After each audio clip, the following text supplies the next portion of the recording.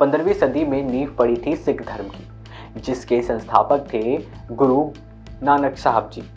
एक ऐसा धर्म जो निर्गुण था और गुरु शिष्य परंपरा को आगे बढ़ाता चला आ रहा था। सन 1469 में तलवंडी नानक साहब में जन्म होता है गुरु नानक साहब का। गुरु नानक जी के पिता का नाम था मेहता कालू जी और माता का नाम था तृप्ता जी। इनकी एक बड़ी बहन भी थी जिनका नाम था बीबी नानकी जी। गुरु नानक जी बचपन से ही अध्यात्म को जानने और दूसरों को समझाने जारी रखा। गुरु नानक साहब के लिए हिंदू और इस्लामों की कुरीतियां एक समान थी, यानी ज़्यादा फर्क नहीं था। एक प्रचलित कहानी के अनुसार एक बार गुरु नानक साहब वे नदी में गए और कुछ समय बाद गायब हो गए, तो लोगों को लगा कि यह डूब गए हैं। और फिर 3 दिन बाद गुरु नानक साहब नदी से ना कोई हिंदू ना कोई मुसलमान करते हुए बाहर आए। तब लोग ये मान गए थे कि यह एक संत है। गुरु नानक साहब को 30 साल की उम्र में प्रबोधन प्राप्त हो गया। उसके बाद 15 सालों तक गुरु नानक साहब देश विदेश में अपनी शिक्षा को उद्बोधन करते रहे और साथ ही साथ पढ़े लिखे लोगों के साथ बात विमर्श बहस भी जारी रखी। धीरे धीरे लोगों ने नानक साहब से प्रभावित होना शुरू कर दिया और उनसे जुड़ने भी लगे, और यहीं से शुरुआत होती है सिख धर्म। सिख यह शब्द संस्कृत से उत्पन्न हुआ है, जिसका अर्थ होता है एक अच्छा शिष्य।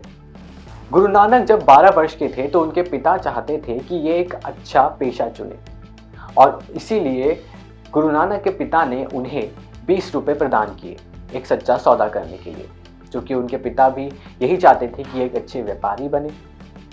लेकिन गुरु नानक साहब ने उस 20 रुपये से संतों की मदद करना शुरू किया। जी हाँ, यानी संतों को भोजन कराया, और नानक जी ने इसे सच्चा सौदा नाम दे दिया। यहीं से शुरुआत होती है लंगर सेवा की।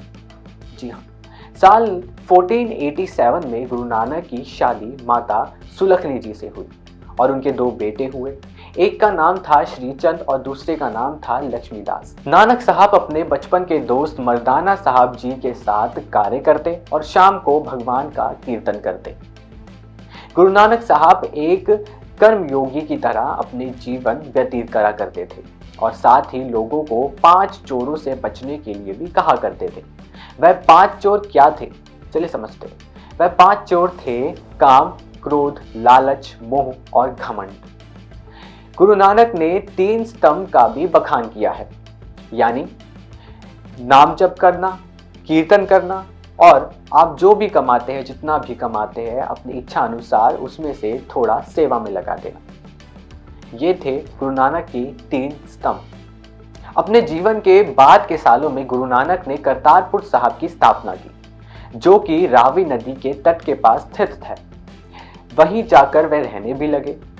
सन 1539 में गुरु नानक ने अपना उत्तराधिकारी चुना, जो कि गुरु अंगद देव जी थे, जो कि वह सिख धर्म के दूसरे गुरु भी बने। और कुछ दिनों बाद गुरु नानक सचखंड को चले गए, यानी ईश्वर की शरण में चले गए। तो आपको ये जानकारी कैसी लगी हमें कमेंट बॉक्स में ज़रूर बताएं, और ऐसे ही जानकारी के लिए फॉलो कर लीजिए अपना टाइम्स न्यूज़। मैं एक और बार फिर हाजिर होऊंगा आपके साथ ऐसी ही एक नई जानकारी के साथ।